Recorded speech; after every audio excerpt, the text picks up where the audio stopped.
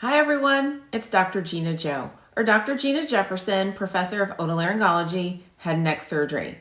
This video is regarding physician, surgeon, wellness, and well-being. While this topic has certainly become more prevalent in our communications regarding resident and medical student trainees, it is probably still a topic that we can better communicate. It's simply okay to seek help, and is probably actually something that's desirable at some point during our careers as an otolaryngologist, head neck surgeon. No one is immune from bad patient interaction, a poor surgical or treatment outcome, or some other aspect of our work life that dramatically impacts us. Sometimes it becomes a great idea to have a professional sounding board for our thoughts on how we might address or handle certain situations and circumstances that we encounter in our work lives. Let me share a recent personal experience that led me to the creation of this video. As some of you may know, I am an avid runner, and not only for my physical health, but also for my mental health.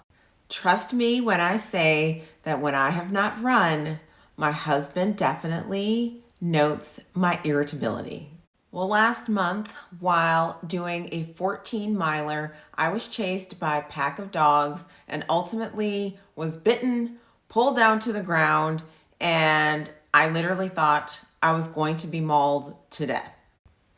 The entire event precipitated nightmares as well as panic attacks. So my tip number one is that recognizing and acknowledging a problem is key.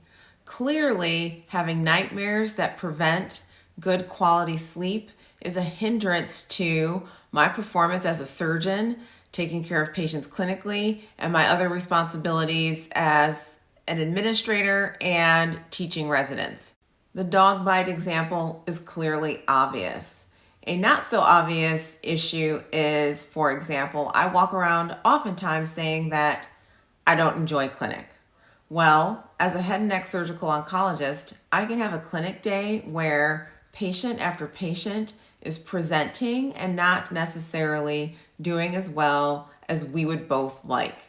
Recognizing this and acknowledging that simple conversations with my friends and colleagues may not be enough, and that a therapist might actually become advantageous in working through other means of decompressing. Tip number two, remember that just as a physician has the responsibility of maintaining patient confidentiality, so does a therapist. There are only certain circumstances where a therapist is obliged to divulge that you are indeed a patient, and that, of course, largely centers around the acute or immediate potential harm of someone, whether that's yourself or someone else. Tip number three, seeking help is not a weakness. Rather, it's a sign of strength.